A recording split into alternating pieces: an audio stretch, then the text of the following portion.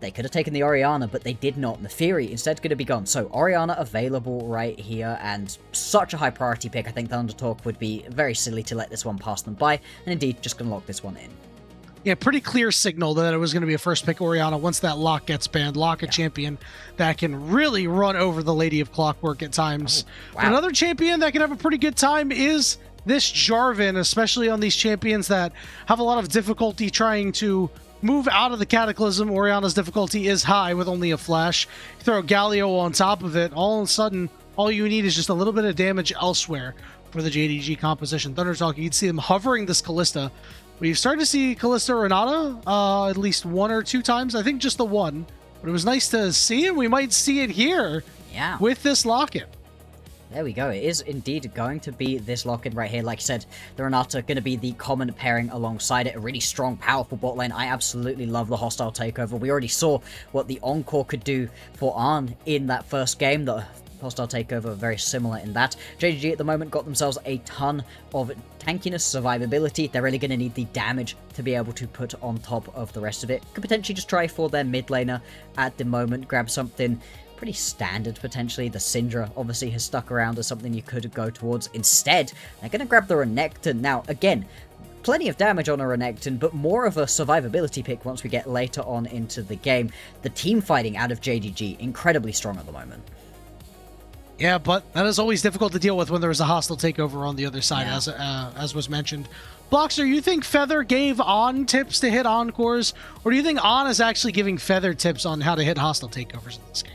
I mean, with the way that those Encores were, it's clearly Feather asking for the tips in this situation. On was beautiful with those, and yeah, if they're anywhere near as good, it is going to be a really nice spot to be in. We're going to see the Vayne band away. Xiaoxu does not want to have it taken to him on this Renekton. Same thing with the Gnar. We could end up in a situation where we just get the Cassante locked in here out of Keshi. Not a great matchup overall, but something you can just potentially play around. I'm curious to see what we'll see down in the AD carry role, down in the bot lane as a whole for JDG, because this is a lane that is incredibly dominant. ThunderTalk wisely banning out some of these AD carries that can kind of try to go in parity. So are you going for late game, or are you going to try to pick something that can match the early game might of this ThunderTalk bot lane? It's going to be pretty tough. Oh my God. Is Nico getting locked in? It's one way to try to stop ThunderTalk from going forward. And he can also throw Galio on top of it, but you do have to get in there in hostile takeover range. Yeah, the hostile takeover is looking better and better the later on that we get into this game. Still, JDG have told us they want one thing, and it is to fight the opponents 5v5, wombo combo it up. I really hope we don't see the misfortune right here out of Gala. That would be the absolute worst possible final piece right here. Here it comes. Do not do it to me. It's exactly what I don't want to be seeing in this situation. Any standard hyper carry, I think, would be really fun to watch, right? I mean, at this point, there's quite a lack of them really available to you, as the draft is unfortunately going to fail right here. Yep. Delay a game. We'll see what that one was all about. Hopefully we're able to get back in nice and quickly. So, Bloxer, one thing I noticed about the team composition for ThunderTalk is that they are mostly melee with a Nico. So, what other picks could we see out of ThunderTalk to take advantage of this melee composition out of the top lane and out of the jungle? Yeah, I mean, in terms of things that you really like to be playing, there's a little bit of a lack of it really still available to you, right? I think there's a possibility to go on towards something like the Jax for Keshi if he really wants to just take that dueling in, try to make it as much of a fight as possible. He hasn't really picked anything else that excites me in this situation. The Jace doesn't really like this sort of composition. I think it takes you too far away from being able to front-to-back team fight as you really need to. You could bail out of it, try for a little bit more of a split push composition instead, and try to play around something like the Yorick that we have been seeing relatively often from top laners. Again, I'd be a bit suspicious of it though. How would you feel shifting gears to the jungle about like a Skarner or a Wukong? I mean, in the top lane, I'd really, not to go from tangent to tangent, but I'd like to see us a Hen potentially. Yeah, I think this is hence fun. We just haven't seen it out of Keshi so far. He hasn't played it this split, so it is a little bit less of something I'd be expecting out of him, but I think it could definitely be fun. The Skarner, I really like. I think the Skarner's in a really fun spot at this point, and like you said, is dealing with people jumping in onto you. I like the Wukong a little bit less. I think as much as it gives you some earlier potential to be playing around it, it's a bit less survivable later on in the game, and there is just so much melee burst damage. For ThunderTalk, they can also, again, as we're saying, bail back out and decide, no, I don't want to be playing into your melee so much, potentially go for something a little bit more pick-orientated, but that is pretty hard when they've already picked themselves up that Kalista Renata. I was JunJia on the verge of just cracking up a couple moments ago. You could see him, it looked like he was really trying to stifle a laugh. He's just kind of sitting there, a big smile on his face. Something has tickled his fancy just a little bit. I can't imagine what it would be in a series where you're going to game 3, where you are desperately trying to avoid a week that sends your team straight to hell, right? A win here will lock you top 6, give you an opportunity to get out of that 6th spot as well, and a loss will have you still fighting to stay in that top 6, but make 5th really, really difficult to attain. And as you mentioned earlier, Bloxer, how bad it is, the difference between 5th and 6th place. Yeah, I mean, 4th and 5th, they're identical. You're playing up against each other in that first round of the playoffs. That's fine, that's chilling, doesn't really matter.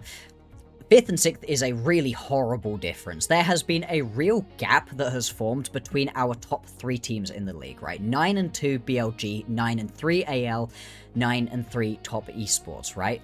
So you are all at that 9-win mark. You're all really close to each other. We've also got these teams facing off against each other for the most part during this final week, right? You've got BLG and TES face each other, BLG and AL face against each other, right? So you've put yourself in a spot here where these top 3 teams, all titans of the LPL, fighting up against each other. You get the reject of those 3. 2 of them get the bye, the top 2 obviously get the bye, and you get the reject of those. That's going to be a very angry team, whichever one it is doesn't actually manage to get into that bye week, and they're going to be looking at you and just getting past you, right? Getting themselves into that next round to face off against one of these other teams that they're going to be thinking are more on their level. You really do not want to be the 6th place team here in this league. On the slightest. And you mentioned the Titans up at the top. I watched the Odyssey recently, and I'm a Greek guy, so always thinking about, you know, Greek history and tales and everything like that. It just feels like these teams are but trying to be demigods compared to the Titans up top. We're back for picks and bans here. Same thing all the way around. Bloxer, is that Nico pick going to be locked in, or are we going to see something a little bit different? I assume the Nico pick should be locked in right here. That scared me for a second. I was like, ain't no way that's the point at which things went wrong. No, we should get all of the exact same picks through the first round, all of the exact same pick bans as well through this second round. It was just around at this point when things went wrong for the draft. Thinking about that ADC that's going to come out from JDG, right? I think the Kai'Sa makes the most sense to me. It's not quite the hyper carry level, but it does just go in with the team. It gives you that level of aggression that I think you're really going to be looking for right here. It's also something that I really like watching Gala play, and it was one of the few best in-class ADCs still remaining after all of these bans. It does really feel like it's the only option, Bloxer. If it's the misfortune, I'm just walking off. I'm done. I can't remember if the Gnar was banned. Yeah, the Gnar was banned. Okay. Well, Mundo is going to be an immediate lock-in answer. Could be Junhao, could be Keshi. We'll find that out in the moment. Wizen getting hovered here. It looks like it could just be the immovable Mundo in the top lane, unless we are... I mean, a couple patches ago, APs in Zhao top was a thing, but I don't think we'll see it here.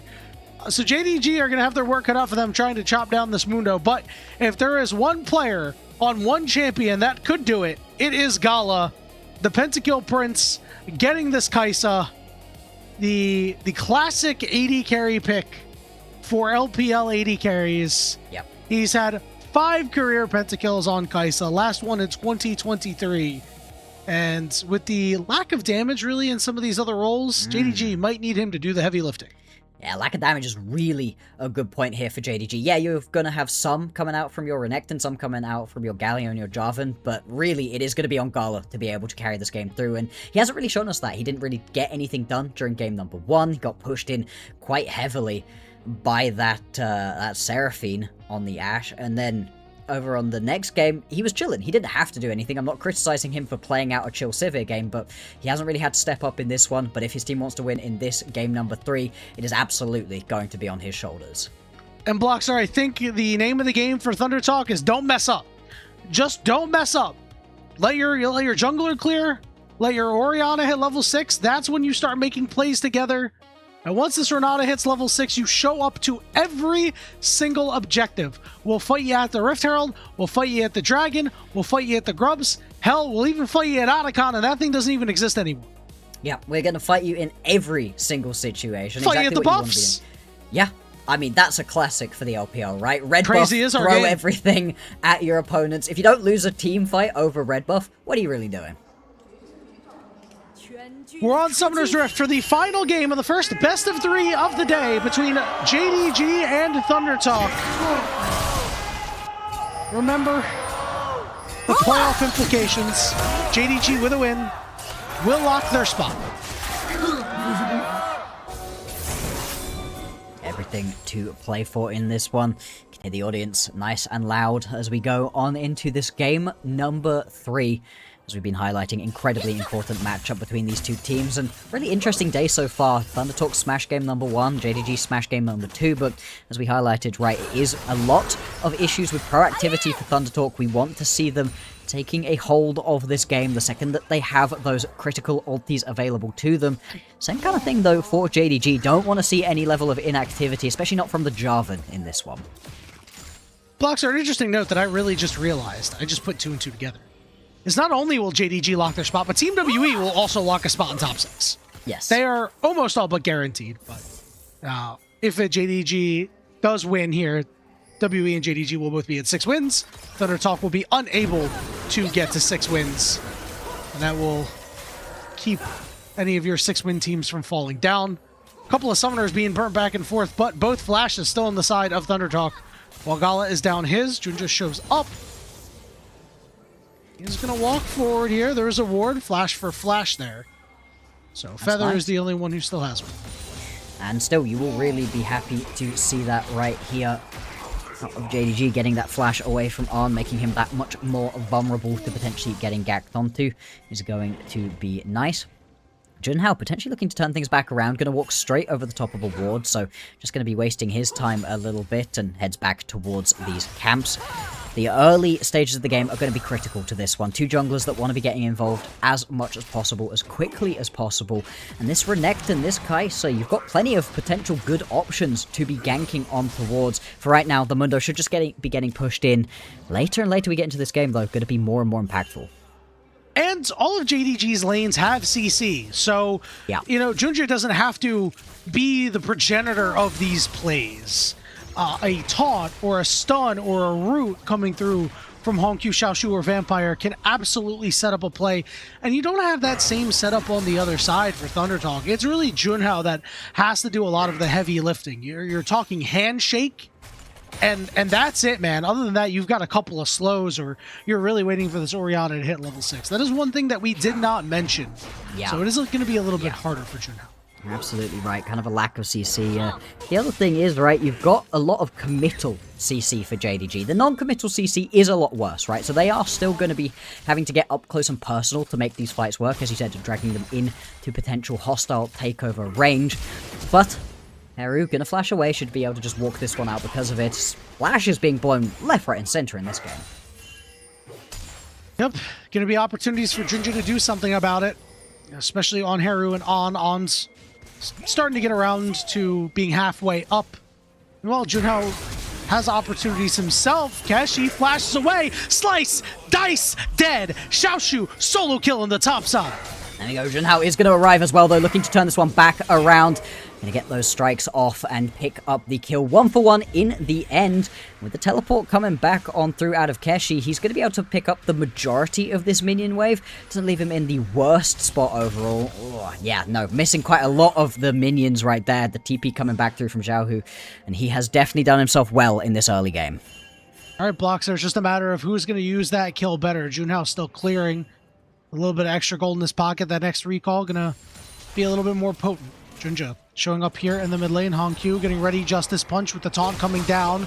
But look who's here to maybe save the day. It's Junhao. Heru takes a lot of damage. But he can't get on top of JunJia. Will knock him up.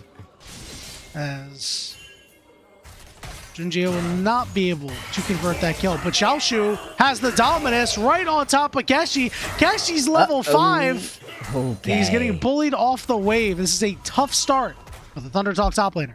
Really is, and I mean, it is a tough matchup for the Mundo in the laning phase, right? What you're looking for is getting so late on into this game that absolutely nobody can kill you, and hey, we're talking about lack of damage potentially. We could really see that. Keshi really only needs to be focusing on as much armor as possible, and he should be pretty safe throughout the rest of this game.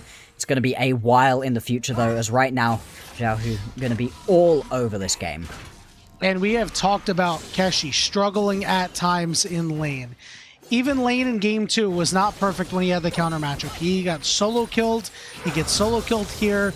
It happens a lot to him. He is kill or be killed up in this top lane. And right now, a almost 900 gold lead for the Renekton on the side of JDG. What did we say for ThunderTalk? Just don't mess up. Just get to level 6 and let JDG's composition do the work for you by turning things around. ThunderTalk have started up this dragon, and they've brought all 4 members from the bottom side over to it.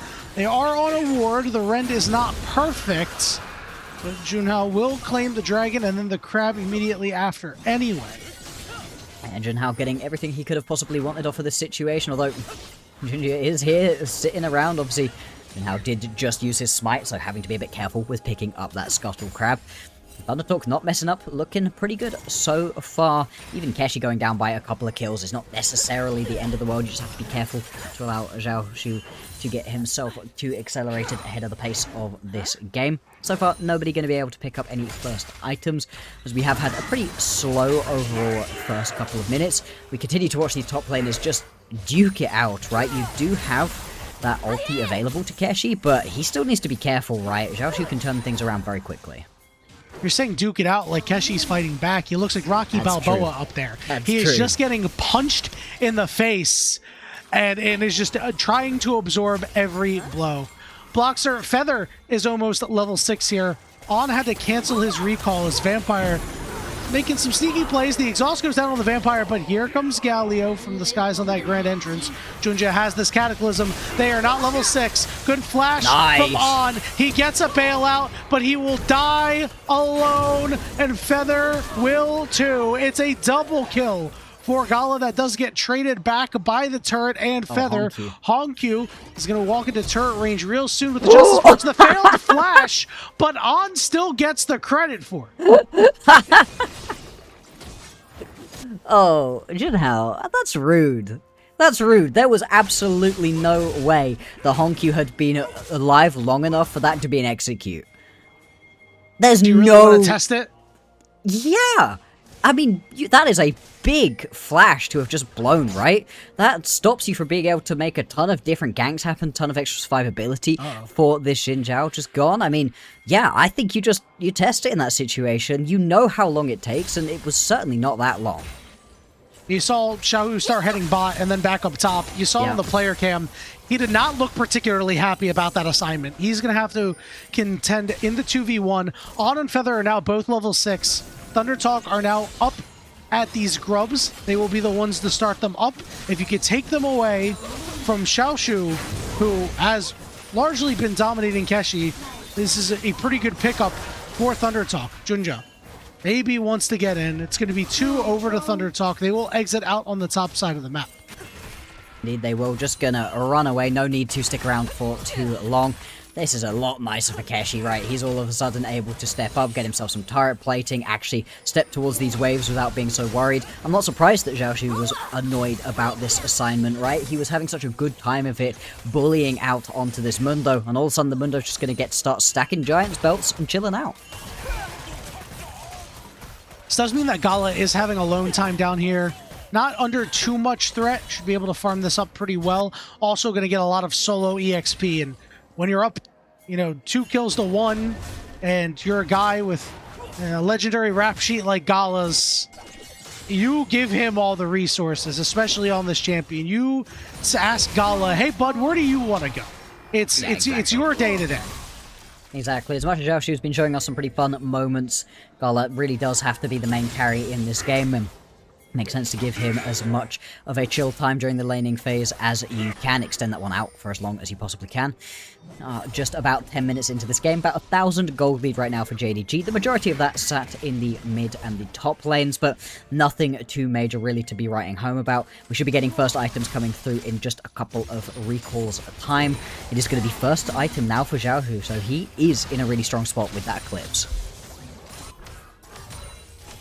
He's going to be so hard to kill if you bring multiple members over, because the items are just not quite there yet. You got a lot of belts, Dr. Mundo, scene kid at the mall in the mid-2010s, a bunch of belts, maybe a couple studs or two, but nothing else really elsewhere. You have Junhao, who has this completed item, but a lost chapter, some gluttonous greaves, and that's really it. So ThunderTalk gonna have to be really careful wherever Xiaoxu is. 20 seconds until the next dragon is up. You can see the members on JDG taking some recalls. So ThunderTalk might be able to get in first. Yeah, we'll see if they're going to be able to keep this one up and just keep the pace of this game at the rate that they want it, right? They don't want to be accelerating it so fast, right? And they're not under massive threat to make this game happen as quickly as possible, but they do want to keep themselves with this little gold lead at the moment. Can potentially just go fight for this Drake. I mean, as we said, right, you've got some pretty strong first items coming on through now. Junhao's going to look to clear out this control ward. I'm just going to throw that Demacian standard. It is going to go in for the knock-up here. It is a 1v1 currently, and they flash Cataclysm. Here comes the Galio over the top as well. Fate's Call, just trying to get them away, but the taunts go down. On bleeds out. Gala going deep for Feather is going to be able to find him, and now it's Gala versus Heru, and that's a fight that Gala's going to win every time. Keshi's in the middle of 4, and he goes down to Xiaoxu. It's a huge win for JDG. 4-0, and they get the dragon to boot. Man, that's such an unbelievably sexy start to this fight right here, out of JunJia. And it's so nicely played, right? You drop the Demacian standard over the wall, which starts the dragon up, which gives you an initial knock-up. Then you use the drag to get the second knock-up. Watch it right here. So he's clearing out this ward, you know exactly what's happening. Demacian standard, so the dragon gives you a first knock-up. Then you go in to get a second knock-up, and all of a sudden Junhao's just not able to do anything to start this fight out. Then you go over the wall with the Cataclysm to catch everybody in. I mean, without that Fate's Call, it's an even quicker teamfight win out of JDG. But as it stands, really well executed, and I love just the immediate pulling of the trigger out of the JDG members. They collapse instantaneously. And there's only so many members that you were able to hit with the hostile takeover. It was a really low value one. You're gonna need a lot more angles that are advantageous to ThunderTalk if you want this hostile takeover to do what it does. Yep. The good news is Gala does not have cleanse. So if you hit Gala with it, who is very fed right now, he's gonna beat the crap out of his team. Exactly. Now, the worry here is that it's always a bit risky to rely on the hostile takeover landing. The reason this ability isn't completely busted is because it is actually quite hard to land across multiple members in these team fights, and as much as Arn has showed us his ability to land those encores, Feather has yet to show us that specifically in this series. And the longer we wait to see, the further and further ahead it feels like JDG are going to keep pulling. They were at 1.5k of a lead. Now they're nearly at 4,000 gold. And as we were talking about, right, the places that it's at, exactly where you want it to be. Top, mid, bot lane, all in really strong spots. Will be getting their second items very soon in this game. And we're not even at 14 minutes, Bloxer. It is a rough go at it for On and Feather. This lane that is supposed to be so dominant, were not able to do so, got pushed under their turret. JunJia and HongQ threw everything at them for that dive, and it really just threw ThunderTalk's game off kilter. And from the moment that Keshi got killed and that dive happened, it felt like it has been a tough road for ThunderTalk. Heru wasn't really even able to do much in that fight either. No. And I'm starting to get very concerned for ThunderTalk because that gold lead has increased about 800 gold in the moment that we were just talking about it. Yes. No more than 30 seconds ago.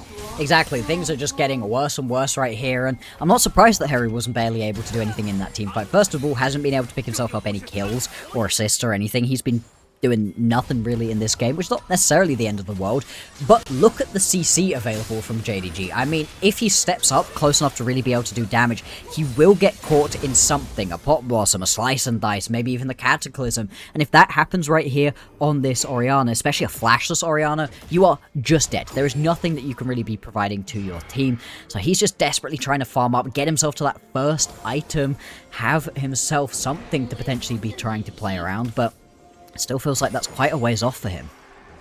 Speaking of playing around, it looks like JDG may play around the Herald here. JunJia going to clear out as many wards as possible. And the Herald will be started up. Bloxer, do you think ThunderTalk are going to contest? I see a lot of pings descending.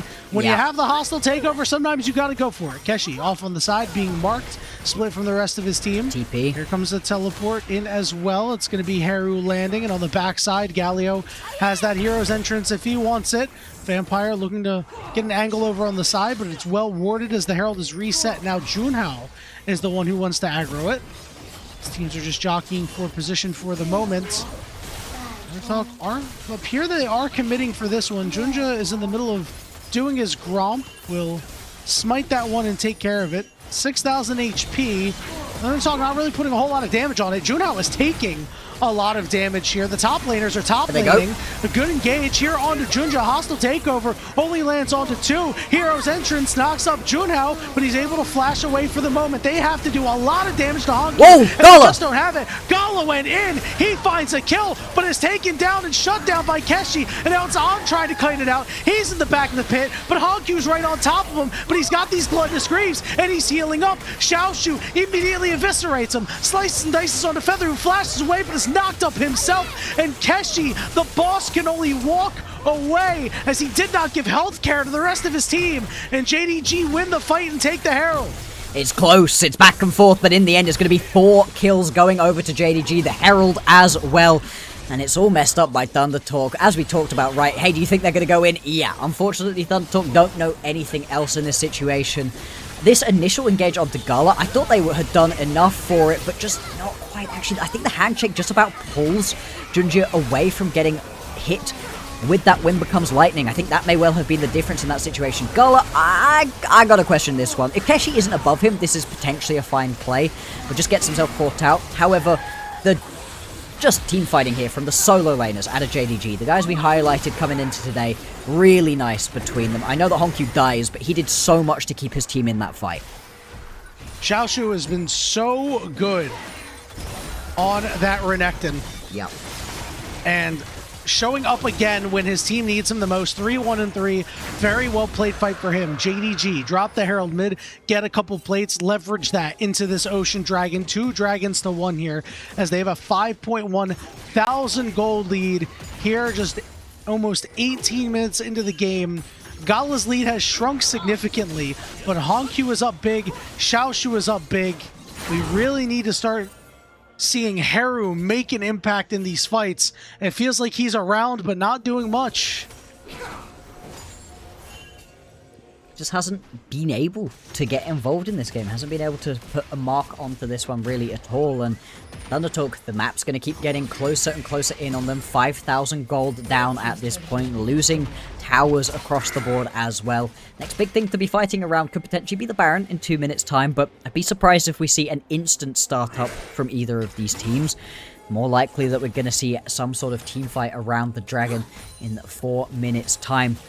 Until then, for JDG, they just need to keep it a buck. They don't really need to change anything at this point. They've got plenty of pressure on these lanes, and anytime ThunderTalk have tried to be proactive, things have gone wrong.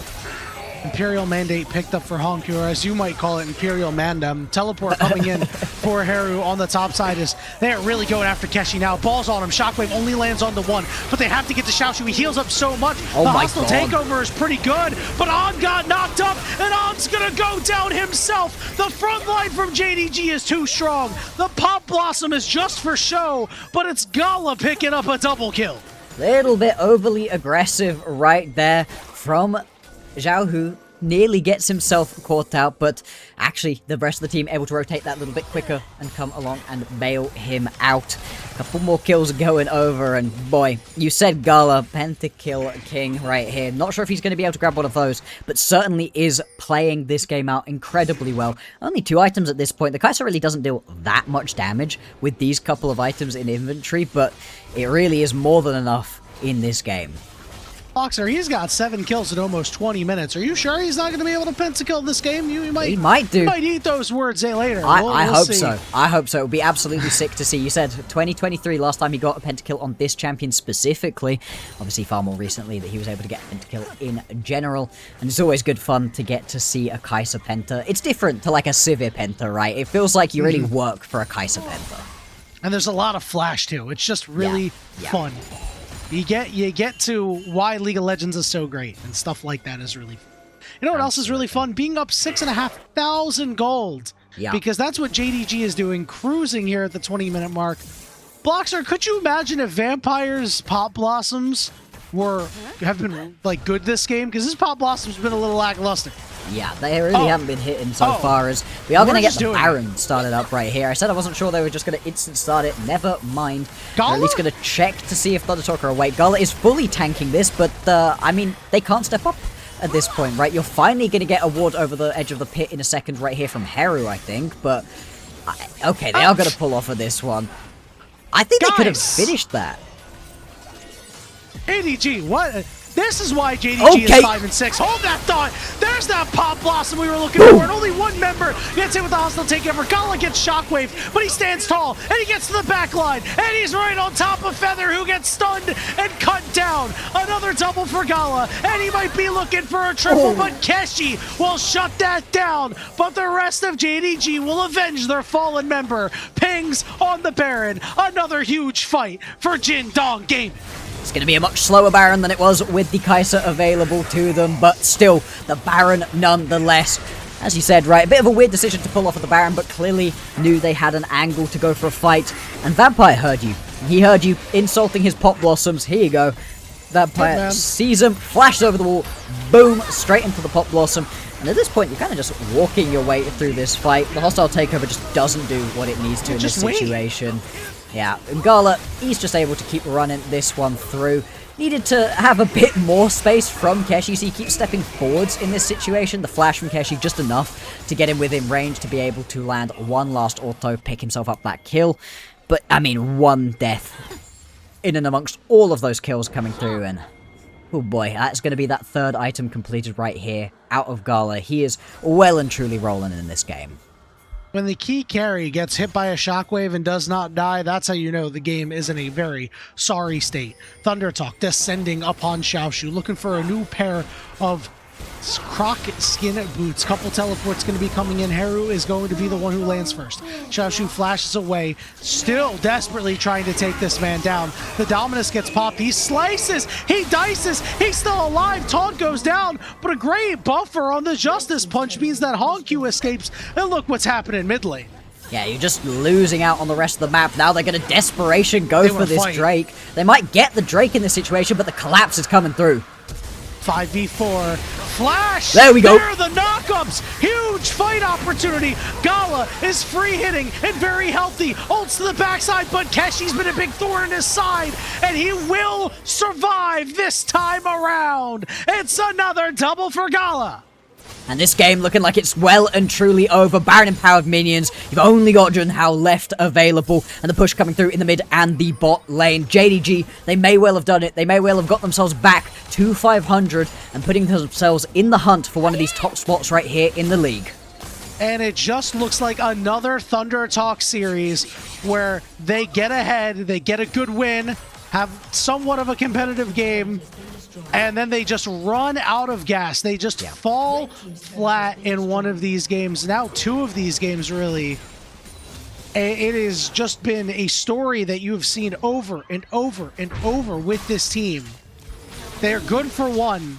If this team wants to be serious, they need to find a second draft that really works for them, a second way to attack the game. Yep. And remember, game 1, really, it was not ThunderTalk's productivity that got them the win.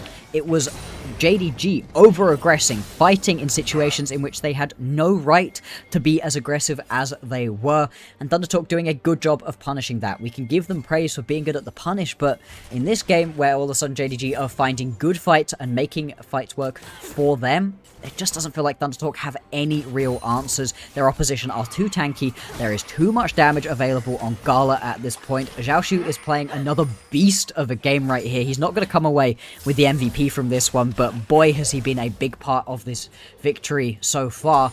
Let's see if they can at least get themselves over the line and go to 6-6. It's not over yet, Bloxer, but it is certainly not in a good state. ThunderTalk needed to win early, needed to win these team fights, and now you're talking about going late. You need your 6-item Callista, I think, is the only chance that you might have, and I don't know if ThunderTalk are going to get that far. No. The Baron power play is a Durex Baron power play. 3,500 golds. Certainly a good sponsor there, because JDG looking to wrap up this game. Yeah, they are. Looking to finish this one off and see if they can really mount something right. With that 4-game win streak that they had, we really thought that they were turning things around, that this was a JDG that could genuinely be competing for one of the top spots. Now, that isn't the case at this point. They're not going to be one of our top 2 teams, but as we've been talking about, 4th or 5th place are exactly where you want to be. Them and WE are the main competitors for those spots at the moment, and what JDG really need to do is get themselves a little bit of a gap between them and LGD. A win here puts them 2 games above them, puts them back into being positive in terms of the win-loss as well, and that does everything for them in this situation. It may well lock LGD into a position where they have to completely win out to be able to get one of those top spots here. And not only that, big confidence booster for JDG if they do end up closing this out and come away with the win. I mean, they lost that game 1 fairly convincingly, Bloxer. We thought that maybe ThunderTalk would just kind of roll over JDG and this team was kind of left for dead, but with the way they played game 2 and the way they've played out game 3, you come away with a gritty win in the series where you get punched in the mouth and then you come back and you show a lot. It does show that this JDG team still has that bite to them.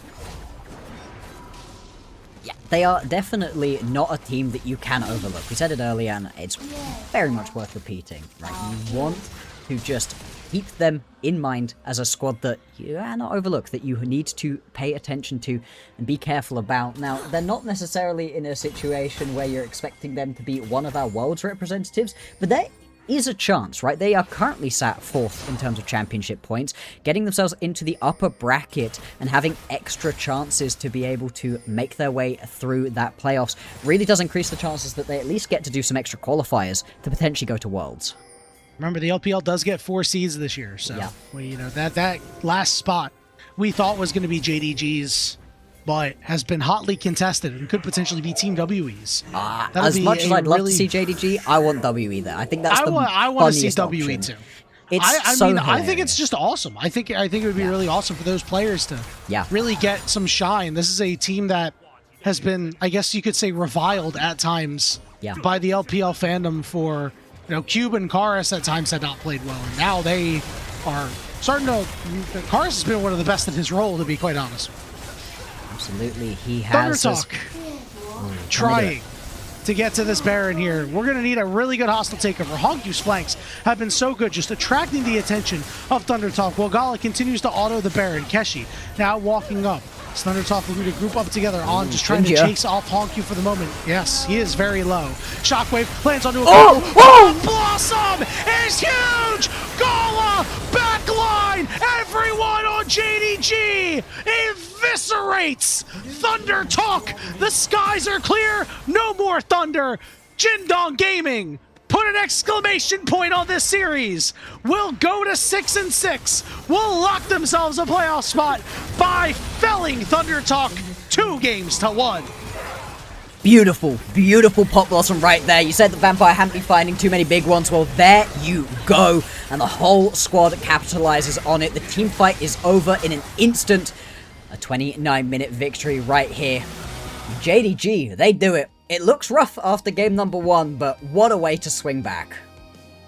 If you blinked, if you looked at your other monitor for some reason, you missed the entire fight. That was awesome. Honestly, sometimes you just see flashy things happen. You go, hot damn. Yeah. They came together for that final fight and said, we hit the go button. JDG victorious, up to 6-6. A really nice performance in the back half of that series. They got to clean up those game 1s though. Yes, yes they do. Game 1s have been a little bit of an issue so far. Now, that's going to be less of a problem, of course, once we get into the best of 5s in playoffs, right? That puts you in at least a decent spot. You lose game 1s, plenty more games to be able to play, but it would be good for them to be able to clean that one up. Massive right there from Vampire. I mean, he was pretty controversial when he got brought on over from WE.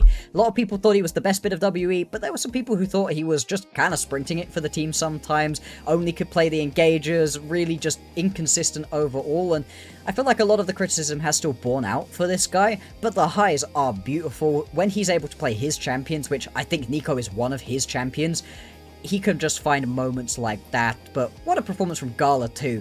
After a really quiet series in the first couple of games, really just proving that he can still be the main carry for this team.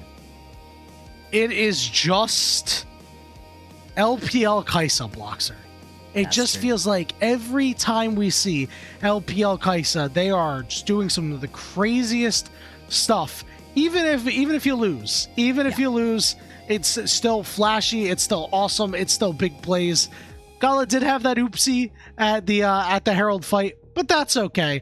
I thought for a second when I saw him get to that back line and rip through everybody and just drop a Q onto everybody, I thought for a second, oh, Bloxer, this could be that Penta. And I looked up at the kill feed and I saw the first one go to Gala and I'm like, oh, and then I saw one of them go to Xiaoxu. I'm like, not gonna come through for us in the end, unfortunately, but hey, it would have been super sick to see. It was still super sick to see. I would love to see the replay of that team fight once again. That is you will, don't worry. Yeah, that is what you pick this composition for, though, right? Jarvan, Galio, Nico, everything lands all at once, and you just blow your opponents up. But this is why I was so unbelievably glad to see the Kai'Sa in this game and not the Misfortune, because can you imagine how much more that team fight is if you just chuck a bullet time over the top? Like, I don't know, that is kind of cool. I mean, you have to get it, though, is the issue, right? Yeah, and it never happens. The whole standing there and channeling a whole bullet time thing is difficult, to put it mildly, especially at the high levels of professional play. Yeah, very much so. I mean, we saw it recently where it just doesn't happen. You never really get the MF actually able to sit and hit the big ulti, whereas the Kai'Sa, it's on you. It's not on your team setting you up for success. You're not waiting for the moment to sit back and hit the ulti. Instead, you're waiting for the moment to go in, make everything happen, fling yourselves at your opponents. Really fun to watch Gala on it. Like I said, LPL Kai'Sas are always good to see. Another tough one, I think, when it comes to specifically picking out who's going to be MVP. I think JunJia had a really good game. HongQ, again, incredible, but I don't know that you can really give it to him with the Galio. I think Gala was super flashy with this one. Vampire, he had a quiet early game, but really pulled it back in the end. In my opinion, this is a Gala MVP for this Game 3. Yeah. I think the big consideration we should be talking about now is who is winning Player of the Series. Yeah. So I think it's a little tough because if you look at Game 1, the best player in that game was HongQ. Yeah. If you look at Game 2, the best player in that game was Xiaoxu. And if you look at Game 3, it was, largely Gala for the flashy points, right? So now we have to determine, okay, who played the best series as a whole? And it's so hard because there's a lot of inconsistency. Like, you could throw Game 1 for JDG out the window for everybody except for HongQ. So that already gives him a leg up. Yeah. HongQ's Akali was, fine. His Galio here was pretty good. Yeah. But you lose a lot of shine like that. Gala does nothing in game 1. He doesn't have to do anything in game 2. I don't think you can give it And then to he him. does everything in game 3. And then he does everything in game 3. I would give it to Vampire, personally. Do I think Vampire's going to get it? No. But in game number 1, you know, it's not great from him, right? They kind of get pushed A around. couple good plays. Yeah, he's doing, and he's on the Lulu, right? I mean, how much can you really expect from him on the Lulu in a loss? That it's not going to be on you that you lose a game as Lulu unless you miss a wild growth, which he didn't miss anything specific. I think his Karma game was really good, really underrated just how much he was doing for the team in that victory. And then the Nico, yeah, it was pretty quiet early on, but later on in the series was looking really good. Take a look at the damage charts. Wow, Xiaoxu did a lot of damage. I know a lot of that is on the Mundo. He did solo kill Keshi. I mean, I do wonder how much of that is going to do a lot of heavy lifting. Xiaoxu did have a really good game here. Yeah. He had a really good game 2 and game 3 as well. Like, yeah. Maybe they end up there's giving a it to chance. him instead, but I just don't know how you couldn't give it to Gala or JunJia or Vampire. Xiaoxu would be 4th on my list. Like, hey, thanks for all your hard work in the early game, but I mean... Yeah. You know, JunJia being everywhere, 2-0 and 23 is hard to say no to. The pop blossoms later for Vampire. I think if he had a consistent game from start to finish, then we're looking a little bit different. This is a tough one. There's a lot of fence sitting here because I don't know. I actually just don't know. Yeah, I've gone in quite hard onto Vampire for my overall series MVP, but HongQ also had himself a really, really good game 3. Carly was kind of meh, but he was the only competent player during game 1. I'm not giving him player of the series. Sorry, that's fair enough. It's going to be fascinating to see what the split is as well. If it's all going to be just one person. It should either be Vampire or Xiaoxu for the way that they played in the 2 wins. Yeah. Now it's just a matter of, if that's the case, who did more in game 1? And that would easily be Vampire. Vampire. But I do think it would be a little weird to see Vampire win 0 player of the games and win player of the series. And win player of the series. It would be odd, but that does kind of tell you how little the others managed to do in the losses or in the games that they didn't, you know, have their MVP performance on. But you're right, it would be weird. You know, that's not usually what they end up doing. Maybe it does just go to JunJia because he still had himself a very good game. This game 3 was just such domination from start to finish. I mean, that flag and drag play around the Dragon Pit to really kick things off was really fun. You could just call it Jarvan slop, right? Sometimes you play a game and it's just Jarvan slop. You throw down your Demacian standard, you give everybody attack speed, and because of that, you know, you rack up a bunch of assists. So maybe that's the case. I mean, you want Gala for the MVP for this game 3, right? You think that's where this one should be going. But there's no way to give him series MVP because he just didn't do anything in the first 2 games, really. No, not in the slightest. Right, give us the replay of this really nice fight. They're just team fighting as a group properly. We were talking about different pages, right? After game 1, absolutely same page in this situation. No doubt about it. Here's that final play. That just looks so good. Doesn't matter if you hit the Nico with a hostile takeover once you've already gotten to the apex of your jump. Oh, and he got exhausted too. Junhao literally watched all of his team die while he was in the middle of a wind becomes lightning cast. Like, in the middle of that cast, he goes from, all right, well, this is going to be a tough one too. What the hell happened to my team? Yeah. He watches them all turn around to look at him at the same time and goes, oh man. Oh man. There's nothing to be done in this situation. Not again. Not again. And yeah, that's just gonna be pretty overkill in that situation. I don't know that they're gonna be able to survive in that situation, even if you don't land every bit of your CC and damage on the main carries all at once, but when you do, teamfights certainly look like that. For ThunderTalk, gonna be saddled with a loss. It's JunJia getting player of the game for I think we know who's getting player of the series then. 23 performance. Yeah, it's certainly not gonna be Gala. I do wonder if JunJia is gonna get player of the series. You could give it to Xiaoxu still. Yeah. Think he probably had a little bit more impact all of the games, except that for he did have that one good fight on Rumble. I don't know. Honestly, Yeah. it'd be ethical to give it to multiple members, and Yeah. I'm gonna stop thinking about it. Bloxer for ThunderTalk. It's been something that every single broadcast pairing has said for weeks now.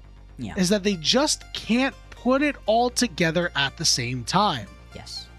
The games where they lose, sometimes you get an advantage somewhere. At least this game, it was pretty bad all over the place. It was a rough one. But they are so close to being a team that you do have to fear. And if they figure it out by the time playoffs come around, you will need to properly respect this team. They are crazy. They will be very aggressive. And for better or for worse, they will force fights almost every week. Absolutely. I mean, now you've got yourself in a situation right here as ThunderTalk where you're looking eagerly at what it is LGD are going to be doing for themselves. LGD do not have themselves an easy next couple of matchups. So ThunderTalk, they've got EDG and then LGD, so that one's going to be incredibly important. For LGD, things are really tough for them. We'll have a quick look at who it is. Yeah, JunJia just going to pick himself up the player of the match. Not particularly surprising in this situation, but no. LGD, they have BLG, WE, and then obviously rounding things out alongside LGD. There's a real chance that final matchup between ThunderTalk and LGD is the decider for who ends up in the play-ins and who has to play against the third place team here in the LPL. To be honest, I'm not entirely sure which one I prefer. Upper bracket is great, but maybe these bottom teams need a bit more practice. No, send them to the upper bracket, man. Like, come on. You want upper bracket? Yeah, how are they going to get more practice? And how then are they going to get eviscerated? Because you Bloxer, get to how are play they the going to get play-in more matchup. practice if you only get to lose once? Yeah, but you get at least to do the play-ins matchup, right? You get to... What if you lose? That's entirely possible. It is better, of course, to get yourself into the upper bracket, but I don't know. Looking at who it would be as the third place team, top esports potentially, AL potentially, it's pretty terrifying being in that upper bracket. You probably do just immediately get punted straight down to the loser's bracket anyway. That's true. That final day of the regular season could be shaping up to be a fun one. Oh, yeah. But that is quite a ways away. Bloxer, the next match we have LGD versus BLG. Do you think LGD can make magic happen twice and take another game off of BLG? Yeah, I think they're going to be able to they're get winning the series. No. I know they 2-0 top esports, but no, I don't think they're winning the they're series. on a 3-game winning streak, actually. Hang on. LGD are really fun. They're really, streaking. really fun. I do not think they're going to win the series, but I think they're going to make this a competitive matchup, and I think they may well be able to pick themselves up a game, and if they do, that does a lot for their win-loss record. Again, really important. It's more important than the